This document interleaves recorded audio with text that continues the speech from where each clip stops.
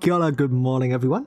So earlier this month, Samsung invited me to a small NDA hands-on event to show off their latest flagship foldable phones. Instead of just doing the usual incremental spec bumps, Samsung is changing up their lineup a bit this year. In this video, I'll give you a first look at these new phones, run through the most interesting changes, and talk about a few of the new practical features that actually caught my attention. This year, we have 3 new foldable models instead of the usual 2. First, the Galaxy Z Flip 8 replaces last year's Flip 7. No real surprises here.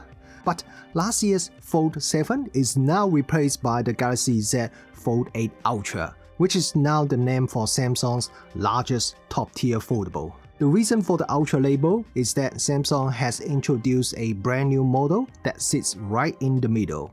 And that one is called the Galaxy Z Fold 8. Let's have a look at the Fold 8 Ultra and the Flip 8 first, and then we will focus on the new Fold 8. If you are familiar with the Fold 7 and the Flip 7, the new Fold 8 Ultra and the Flip 8 will look very familiar. The overall design and form factor haven't changed much from the outside. Under the hood, they get the expected processor upgrades. The Fold 8 Ultra is powered by the latest 3nm Snapdragon 8 Elite Gen 5. In my brief hands-on, the phone felt quick and responsive, exactly what I expected for a Samsung flagship. The Flip 8, on the other hand, runs Samsung's new 2nm Exynos 2600 processor. One notable hardware improvement on the Fold 8 Ultra is the battery. It's up to 5000 mAh from last year's 4400 mAh. What's impressive is that Samsung managed this 14% increase without making the phone physically larger or heavier. Flip 8's battery is 4300 mAh, which is not bad, but it is the same as last year. For cameras, Fold 8 Ultra's ultra wide angle camera gets bumped from a 12 megapixel sensor to a 50 megapixel sensor. The Flip 8's camera hardware, however, seems largely unchanged. But both phones do get some very cool new camera features, which we'll get to in just a second.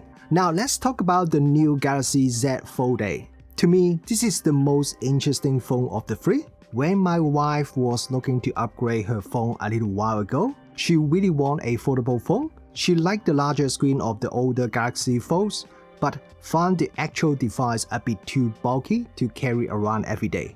So we end up buying her the Galaxy Flip because it was pocket friendly, but she still preferred having that larger display. If this new Fold 8 had been available back then, it probably would have been the phone for her.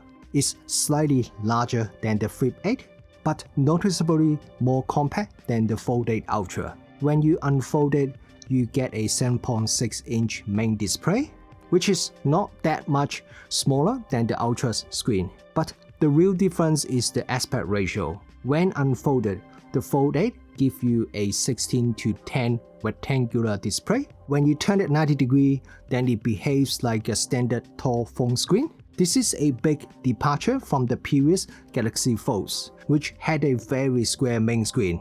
In real-world use, this new rectangular shape is much better for watching videos. On the older Folds and even the new Fold 8 Ultra, watching widescreen content leaves you with massive black bars on the top and bottom, kind of wasted screen area. In fact, when we put the Fold 8 and the Fold 8 Ultra side by side and play some video, the actual video size was almost identical despite the Ultra having the larger physical screen. It also handles scrolling apps like Instagram or TikTok better because they are designed for rectangular layouts. Now there's a quick fun fact.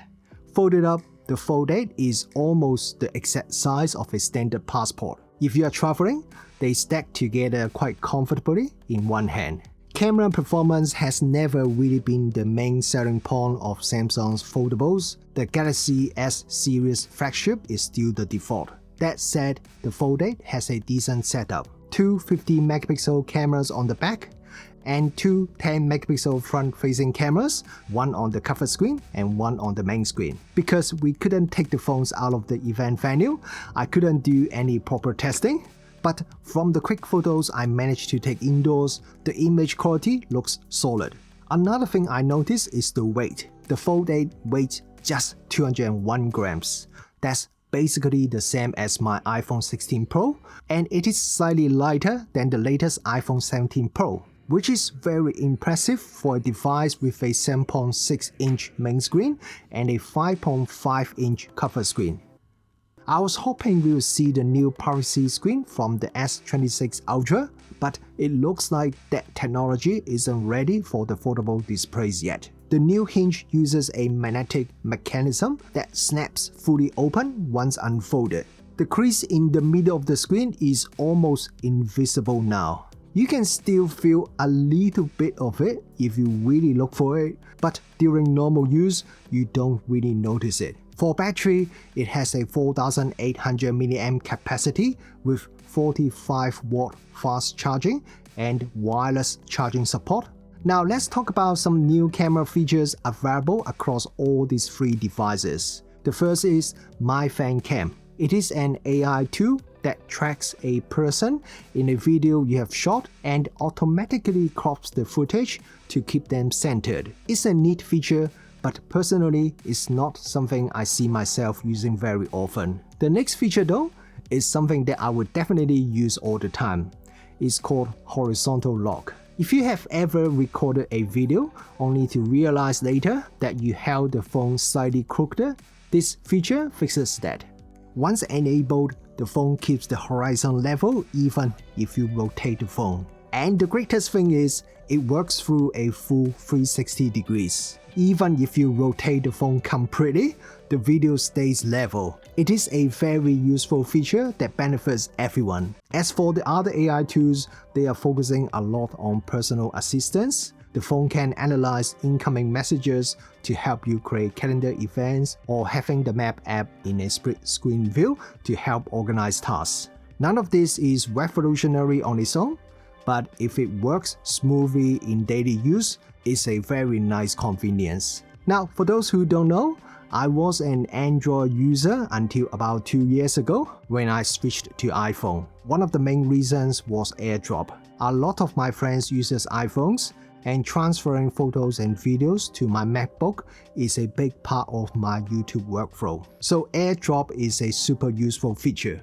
But just a few months ago, Samsung added support for transferring files to and from Apple devices. Basically, you can AirDrop files from or to other Apple devices. I tested it at the event and I was able to transfer photos and video from the Samsung to my iPhone quickly and easily. So is it time for me to switch back? If you are also thinking of making the transition, Samsung is also introducing a new migration tool that allows you to switch from iPhone to their phone easily. I haven't got a chance to try this myself, but from what I was told, it can handle the whole process, including transferring eSIMs and passwords, almost everything directly from iOS. Samsung is clearly trying to make it as easy as possible to jump ship. So overall, my first impression is that this generation of Galaxy Foldables is focused on practical refinements.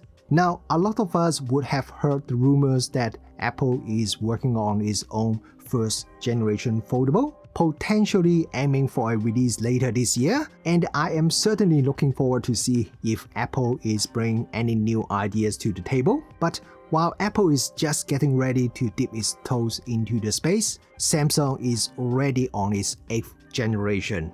That is 8 years of hardware iterations, refining the hinge, flattening the crease, and figuring out how to optimize battery life in a folding chassis. So what it means is, all these three latest foldable Samsung phones are really mature products. Out of the three, the Galaxy Z Fold 8 is my personal favorite.